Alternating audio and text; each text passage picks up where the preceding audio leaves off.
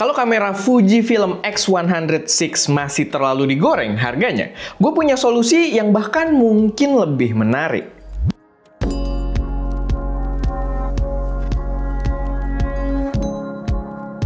Halo semuanya, selamat datang di channel SM Media dengan gue Erwin, dan pada video kali ini gue pengen bahas sedikit seputar setup yang gue rasa cukup menarik kalau misalkan kalian merasa kamera Fujifilm X100VI itu masih terlalu tinggi harganya. Karena memang setelah gue cek, harga si X100VI ini di e-commerce itu masih dijual di harga 35 jutaan, atau kalau kalian nyari yang used itemnya aja, itu dijual di harga over 30 juta. Yang menurut gue jadi kurang worth it, dan di video ini gue merasa ada alternatif yang jauh lebih menarik dengan harga yang otomatis bakal lebih murah. Tapi sebelum kita masuk ke pembahasannya, gue pengen ngingetin dulu kalau kita ada website stdigital.id, di mana di dalamnya itu ada berbagai produk digital yang cocok buat kalian para pekerja kreatif. Kayak contohnya ada berbagai preset Lightroom dari yang murah sampai yang mahal yang udah support AI juga untuk presetnya. Sama kalau kalian videographer, kita juga ada Lux Profesional buat kamera-kamera DJI dan juga buat iPhone 15 Pro dan 16 Pro, dimana bisa bikin iPhone kalian punya warna kayak kamera mirrorless. Dan salah satu contohnya juga adalah video ini, karena video ini bukan iPhone, tapi kita shootnya pakai DJI Pocket 3 dengan Lux yang gua udah develop juga, dimana warna aslinya seperti ini. Dan ya jadinya kayak gini gitu. Jadi menurut gua bener-bener bisa kelihatan profesional banget. So kalau kalian udah kepo, kalian bisa cek link yang ada di deskripsi, atau main aja lah, ketik juga nggak susah, stdigital.id. Oke, jadi balik lagi ke pembahasannya. Jadi yang gua rasa adalah alternatif paling tepat dari Fujifilm X100VI itu adalah setup yang satu ini.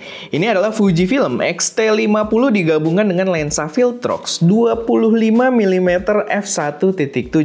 Dimana secara harga ini masih make sense banget ya, karena secara harga kalian bisa beli X-T50-nya itu kalau nggak salah di harga 23,5 juta gitu ya, 23,5 juta rupiah, dan lensanya itu cukup dengan 3 juta rupiah aja. Jadi ya masih under 30 juta, dan dia adalah pilihan atau alternatif yang menarik untuk X100VI. Tapi kenapa sih kira-kira dia menjadi pilihan yang perfect untuk menggantikan X100VI?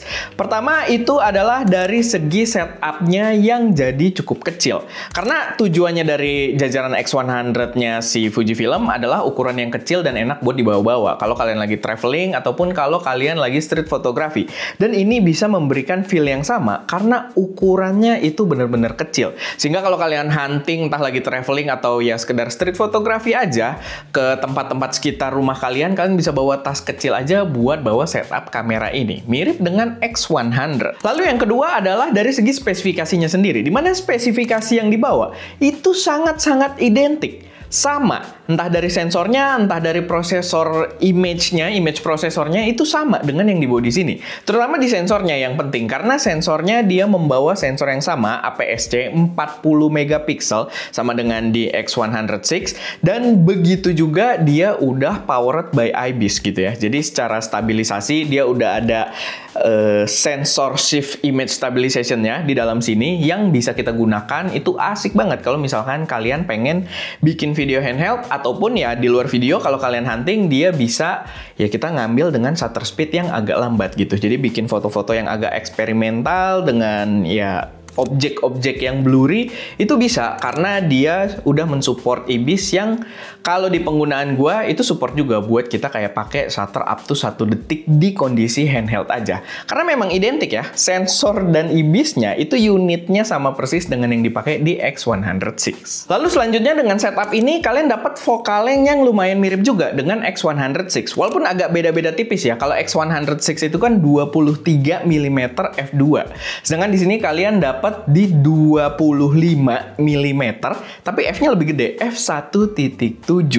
Memang agak beda tipis, dan mungkin bakal banyak yang berargumen mendingan Fujikron gitu kan, karena Fujikron ada 23mm f2. Tapi ini yang belum pernah gue ceritakan mungkin di channel ini. Kita pernah bawa ke Jepang juga waktu itu, dan itu kalau nggak salah waktu kita ngerjain X100VI juga ya, gue bawa si Fujikron 23mm, kita cobain, dan lensa tersebut terasa banget sebagai lensa affordable-nya Fujifilm gitu. Walaupun secara build quality beda ya, dia nggak kayak XC-nya Fuji yang bahannya plastik, dia bahannya tetap metal, tetap rasanya mewah dan lumayan compact juga lensanya dibandingkan lensa-lensa XF Fuji gitu kan. Tapi pas kita coba foto, jadi waktu itu niatnya tuh kita coba bawa kamera lain Fuji, kita foto-foto pakai si Fujicron ini buat nanti ya tambel-tambelan lah, karena dia lumayan mirip juga harusnya secara spesifikasi dengan si X100 gitu, karena ya tadi spesifikasinya mirip-mirip. Cuman ternyata lensa tersebut jadi terasa lensa murah setelah gue nyobain lensa-lensa yang lumayan mahal dan setelah nyobain lensa Viltrox gitu. Karena perbedaannya adalah mungkin gue nggak bisa, kita nggak ada lagi contoh fotonya karena itu udah agak lama dan kita nggak bikinin videonya waktu itu. Tapi dari segi chromatic aberration aja itu udah terasa banget. Dan begitu juga dari segi ketajaman gambarnya. Jadi ya dibandingkan kalian pakai Fujicron, untuk pengganti X100, menurut gue ini jauh lebih tepat gitu. Karena dari segi ketajaman dia mumpuni, bahkan untuk resolusi 40 megapikselnya, dan begitu juga dari segi chromatic aberration-nya. Nggak nongol di sini, nggak terlalu signifikan gitu. Sedangkan kalau kita pakai Fujicron, ya itu lumayan signifikan. Padahal Fujicron itu lensa favorit gue, dan kita ada beberapa kali bahas atau mention juga di video-video beberapa tahun lalu. Tapi ya untuk sekarang sepertinya masa lensa tersebut sudah mulai tergantikan oleh brand China ini. Lalu setup ini juga malah ada benefitnya dibandingkan kalian pakai X100VI, yaitu adalah interchangeable lens. Dimana kedepannya, begitu kalian pengen bereksperimen buat video yang berbeda-beda atau hasil foto dengan karakter yang berbeda-beda, kalian bisa beli lensa ultra wide, lensa wide gitu kan, atau mungkin lensa yang agak tele, itu juga udah banyak banget pilihannya untuk Fujifilm. Jadi ya, kalian bisa gonta-ganti gitu. Beda dengan X100VI yang kalian udah fix aja dengan lensa 23-nya. Jadi ya menurut gua, ya balik lagi ke peruntukan sih. Cuman sebagai sebuah alternatif, di poin ini justru dia buat gua itu lebih menarik dibandingkan X100VI. Dan ya, dengan setup ini, basically kalian bisa menghasilkan gambar-gambar yang bisa dihasilkan oleh X100VI dengan kamera dan lensa ini. Dan nggak cuma dari segi kualitas gambarnya aja ya, kualitas juga sama persis, sensornya sama, prosesor sama gitu kan.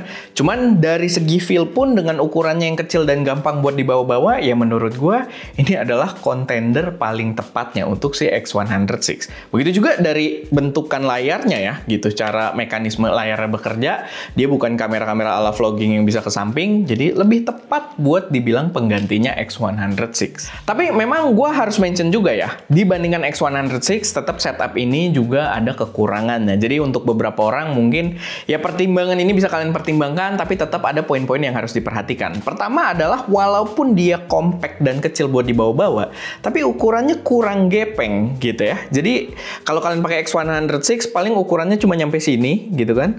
Sedangkan di sini karena dia pakai lensa interchangeable, dia ukurannya harus lebih besar dan biasanya ini membuat penyimpanannya di dalam tas kecil kita agak tricky, walaupun tetap bisa gitu ya, tetap ukurannya compact dibandingkan kebanyakan mirrorless lainnya, tapi ya kurang gepeng secara desain, jadi agak tricky buat nyimpennya. Lalu yang kedua, kekurangannya dia juga tidak ada hybrid viewfinder, walaupun dia tetap ada viewfinder ya, dan dia electronic viewfindernya juga gambarnya bagus banget, tapi tidak ada hybrid viewfinder yang kalian bisa ngelihat lowong ke depan lalu dikasih HUD gitu ya. Jadi dari poin itu mungkin rasa-rasa ala-ala analognya itu nggak akan setara gitu, dan jadi mungkin agak kurang asik untuk beberapa penggunaan.